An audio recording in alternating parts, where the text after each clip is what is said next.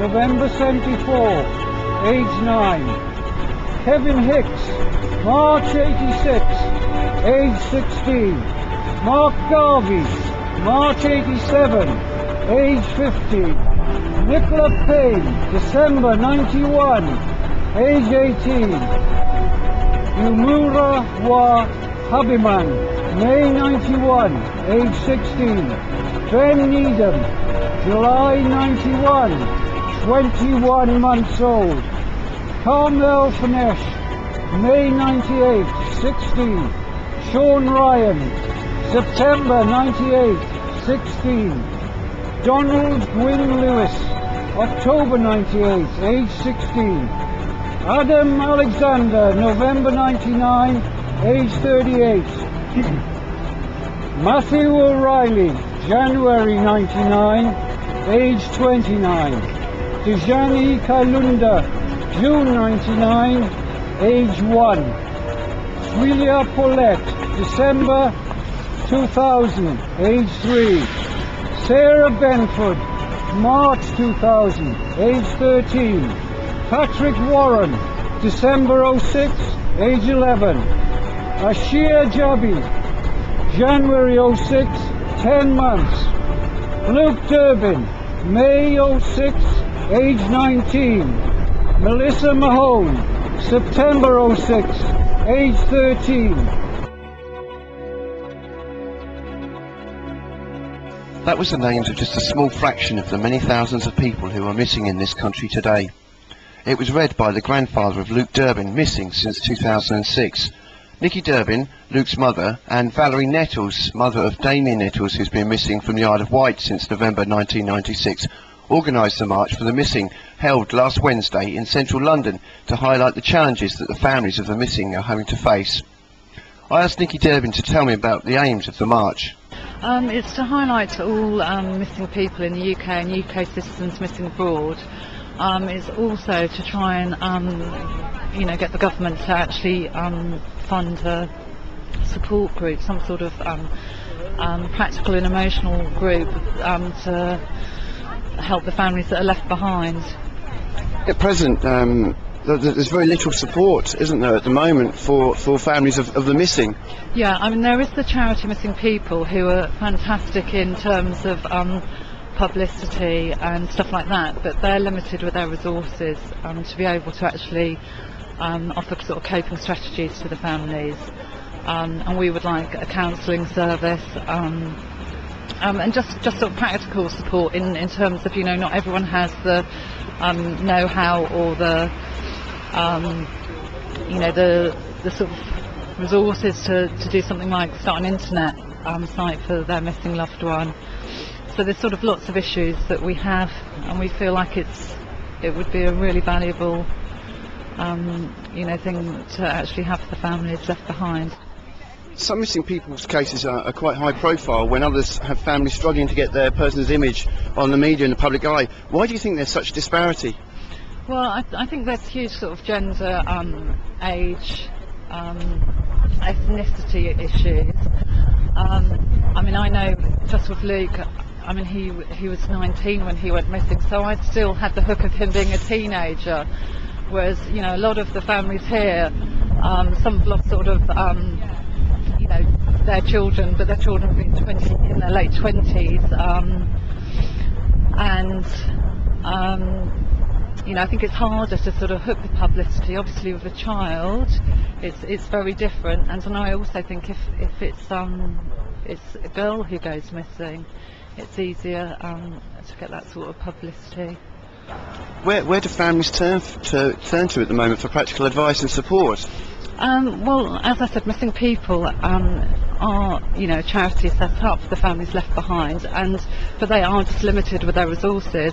I've had such, days where I've been in such despair. I mean, I've phoned all sort of number of organisations, but because there's no proof that Luke is dead or alive, I don't fit anyone's criteria, and I think other families have had the same experience. I was looking when I was researching for today, and I saw there's quite a lot of things going on the internet. Are there sort of forums and other ways that people turn to the internet to sort of speak to each other? No, there is absolutely nothing in this country at the moment. where sort of families can, go into some sort of secure website and communicate with each other. I mean, the mum, Sandra Flintoft and Val Nettles were the first parents I spoke to in this situation, and they were found independently. So, and some of the families that are here today, they've had missing loved ones for 30 years and they've never spoken to another family in this situation. Are you pleased with the turnout today? Yes, definitely, yeah. I really hope it does have an impact. And I see at the end of the march, everyone's going to be dropping daffodils, and that's sort of kind of symbolic. Are you really hoping the government are actually going to take notice from the event of today? Yes, I hope. I mean, we've had good media coverage, so hopefully the government will start addressing this issue of the missing. That was Nicky Durbin telling me about the aim of the march and highlighting some of the difficulties faced by the families of the missing. Nicky mentioned the national charity Missing People, which is formerly known as the National Missing Persons Helpline. It's the only national charity for the support of families of the missing.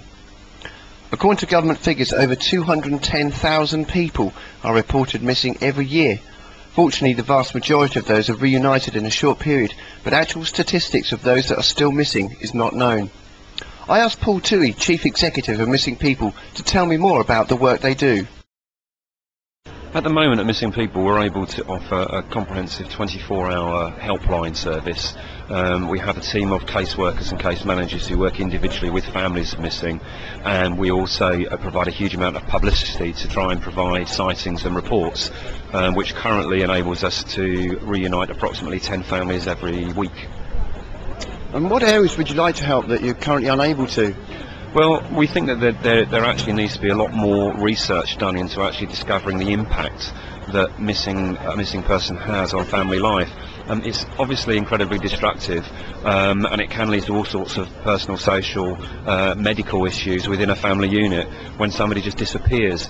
So what we're trying to do at the moment is we've just at the moment carrying out an impact study which we hope will give us enough evidence to go to government and actually then work with them to provide proper core services, proper counselling services, legal advice, medical advice and signposting to other agencies that can actually help families obviously overcome the trauma that goes through their life when someone is missing. I mean, obviously the ultimate cure, if you like, is to find the missing person, but we've got 6,000 missing cases on our books at the moment, long term, and that means every one of those people that's missing has a family, an extended family, so the impact that it has isn't just the individual that's missing but also the families around them.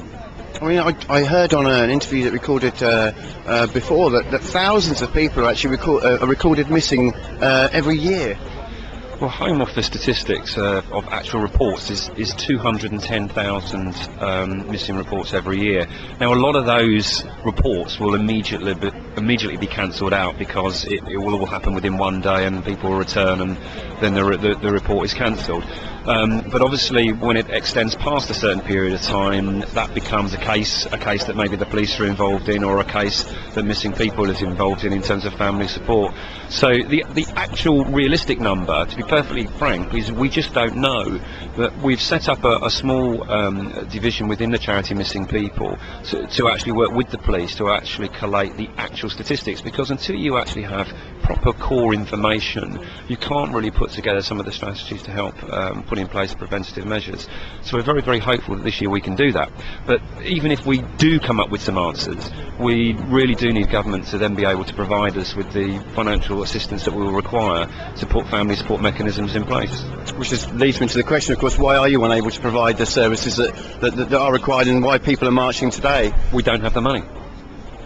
Simple as that. We don't have the money. Do you think the government will actually increase funding, that today's march will actually have the effect that was hoping to happen? No, I'm realistic. This is really the first occasion that I think families themselves have come together to make a statement. we've been banging on at Missing People for a number of years to government that more needs to be done, and it's fallen on deaf ears.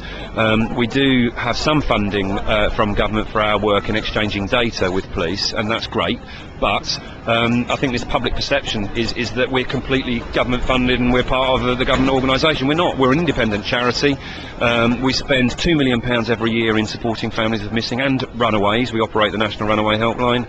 And of that, 75% of all funding we have to generate ourselves. So, I think that the government could do a bit more to support us, because ultimately we actually think we're going to save the taxpayer more money in the issues that, of family destruction that goes on. I mean, take one family and someone goes missing, that can lead the whole family to break down. You can have people on medication, you can have people off sick from work, you can have children that then running into their own problems and social issues, simply because that normal, safe family unit is imploded, and there's no proper assistance for those families to try and put it back together again. That was Paul Toohey, Chief Executive of Missing People, telling me about the charity's aims and the funding issues which affect the services they are able to offer. Forever Searching is a global group who state their whole purpose for existing is to raise awareness to individual child abductions throughout the world. They do this in a number of ways, and at the march I spoke to Karen from the organisation. She started by telling me more about why the group was started. We set the group up and the website up in the wake of missing Madeleine McCann. A lot of us became very aware of how prevalent the problem of missing children is, and how they don't get their profiles raised as they should be. So basically we set the group up, we support families of missing children, both in the UK, in the United States, Canada and Australia. We raise awareness to the children by sending out email campaigns with the children's posters attached to raise awareness of them. So this march for the missing today, how important do you think this march really is? I think it's really important. I think this is an issue that really needs to be taken very, very seriously. There's very little support available for these families, and I'm sure you can imagine, I mean, this is, this would be any family's darkest moment, and they need all the support that they can get, and that's just not readily available. Is it a sort of service that maybe you'd like to be able to offer as part of your website? Do you have like a forum where people can talk or anything like that? We do have a forum, and all our parents who we support, we're in direct contact with. They're invited to join our forum as honorary members, and basically they can share direction, if they have ideas of where they want us to be looking, and just generally support them. We are, as I say, in contact with most of our parents directly and offer them a personal support as well. So do you think the government are actually going to listen today as a result of this march? We can hope.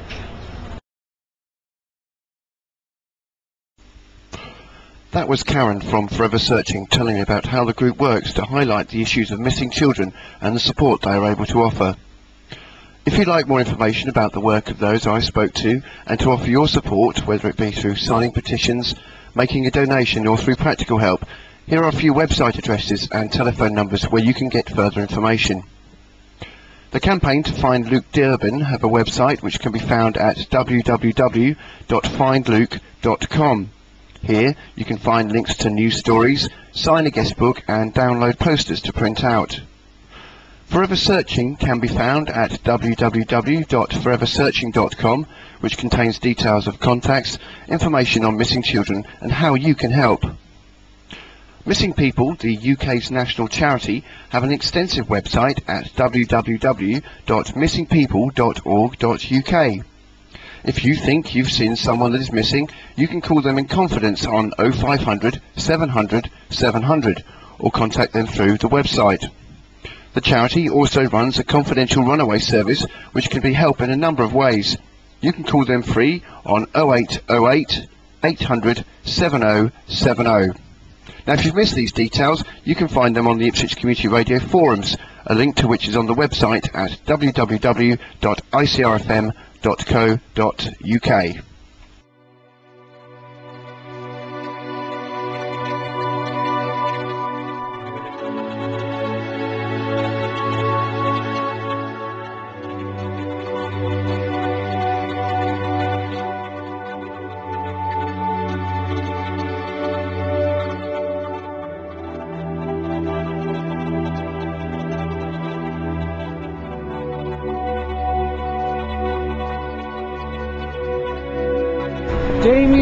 Nichols, November 96, age 16. Eddie Gibson, October 04, age 19. Natalie Putt, September 03, age 17. Stephen Cook, September 05, age 20. Vincent Derrick, August 03, age 28. Alison MacDonald, August 81, age 19. Craig Hetherington, February 03, age 22. Philip Fudge, December 95, age 21. James Thompson, March 94, age 20. Andrew Gosden, September 07, age 14. Sarah Liz Kershaw, August 05, age 61. Sandy Davidson, April 76, age 3. April Fab, April 69, age 13. Mandy Duncan, July 93, age 26. James Nutley, October 04, age 25. Natasha Lee, November 81, age 2. Raymond Scott, November 01, age 47. Barry Walsh, April 04, age 31. Susie Lamprey, July 86, age 25. Amy Fitzpatrick, January 08, age 15. Marty Kelly, January 06, age 21. Fiona Shipman, December 07, age 3. Sigourney Chisholm, May 93, 21 months. Madeleine McCann, May 07, age